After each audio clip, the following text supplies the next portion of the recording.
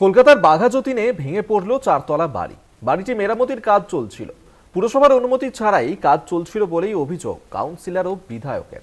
আবাসনের বাসিন্দারা কাউন্সিলর বা পুরসভার কাছে কোনো অভিযোগ জানায়নি। জানালে পুরসভা ব্যবস্থা নিত বলে জানান বিধায়ক। ইতিমধ্যেই বাড়ি ভাঙার কাজ শুরু হয়েছে। বিশাল পুলিশ বাহিনী ঘিরে রাখে এলাকা। তো পৌরসভার পক্ষ থেকে কিন্তু এই যে বিল্ডিংটি ভেঙে পড়েছে বা ভেঙে পড়ছে, যদিও কোনো হতাহতের কোনো খবর নেই। আগে আমরা কথা বলে নেবো। এখানে আমাদের সঙ্গে রয়েছেন এলাকার বিধায়ক রয়েছেন দেবব্রত মজুমদার। আমরা কথা বলবো দেবুদার সঙ্গে। লোকজন আসছে সব, তো আপনারা দেখতেই পাচ্ছেন হাইলি টিল্টেড আছে, মেজর অ্যাক্সিডেন্ট হতে পারে। সুতরাং আমাদের আগে কনসার্ন হলো যারা ভাঙবে তাদের সেফটি সিকিউরিটি। তো তাদের সমস্ত রকম সেফটি সিকিউরিটি দিয়েই আমরা ঘরে ঢোকাবো, জানলা ভেঙে যাতে। আশেপাশের বাড়িগুলোকেও অ্যালার্ট করা হয়েছে, তাদেরকেও সরিয়ে দেওয়া, সবাইকে সরিয়ে দেওয়া হয়েছে, সবাই সরে গেছে।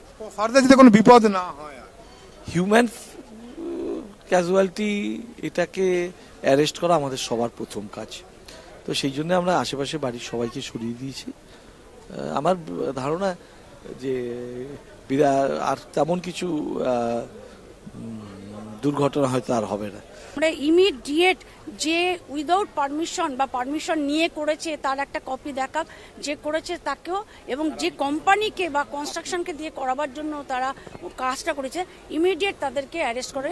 আমরা বলতে চাইছি যে কি মানে কজ দিয়ে কিসের জন্য এত বড় একটা রিস্ক নিয়ে কাজ করলো সে কোম্পানি, নাগরা কোম্পানি বলছে কি হরিয়ানার, তারা কি ভেবে দায়িত্বটা নিল, আর যে দিল সে কি ভেবে দায়িত্বটা দিল। যে কন্ট্রাক্টর যারা কাজ করেছেন তারা কিন্তু একদম তাদের দায়িত্ব জ্ঞানহীনতার পরিচয় দিয়েছে, এমনটাই কিন্তু স্পষ্টত অভিযোগ করেছে। তাদের বিরুদ্ধে পৌরসভা ব্যবস্থা নেবে। পাশাপাশি কিন্তু আরও এলাকা যে সমস্ত জায়গা আছে তাদের যারা এখানে বাসিন্দা তাদের প্রত্যেকের কাছেই তারা কিন্তু আবেদন রাখছে, যদি এরকম কোনো ঘটনা ঘটে থাকে অতি অবশ্যই স্থানীয় কাউন্সিলর বা পৌরসভা বা বিধায়ককে আপনারা নজরে দিন। পৌরসভার যে বিশেষজ্ঞ টিম আছে তারা কিন্তু আরও বেশি আরও ভালো মতো কিন্তু তার ব্যবস্থা নিতে পারত।